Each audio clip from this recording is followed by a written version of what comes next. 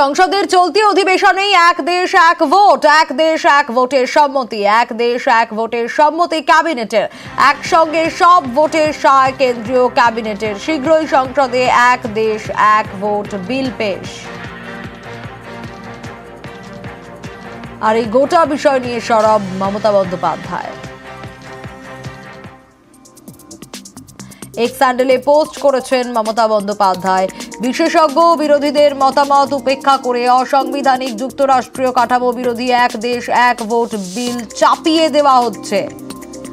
X হ্যান্ডেলে post Mamata বন্দ্যোপাধ্যায়ের।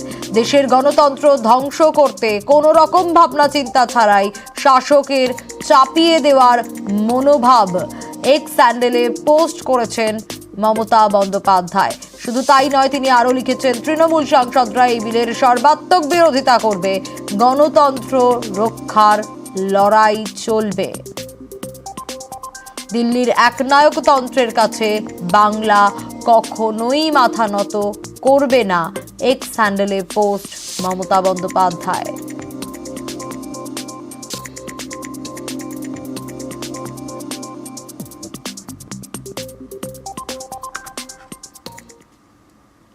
আমি 2 বছর আগে মহারাষ্ট্রে অল ইন্ডিয়া স্পিকার্স কনফারেন্সে আমি গেছিলাম এবং সেদিনও একটা রেজলিউশন ওরা এনেছিলেন। আমি লোকসভা স্পিকারকে বলেছিলাম যে আপনি যে রেজলিউশনটা এনেছেন এটা তো ইন্ডিকেট করে আপনি ওয়ান নেশন ওয়ান ভোট থিওরিটার উপর বেস করে এটা এনেছেন। ওরা আপনি আমাকে মিসলিড করছেন, আপনি আমাকে বুঝতে পারছেন না মিস্টার ব্যানার্জি, আমাদের ওই দৃষ্টিভঙ্গি নয়। কিন্তু আমি দেখছি যে আমি সেদিন যেটা আশঙ্কা করেছিলাম সেটাই আজকে বাস্তবায়িত হচ্ছে। ওরা এটা এনেছেন।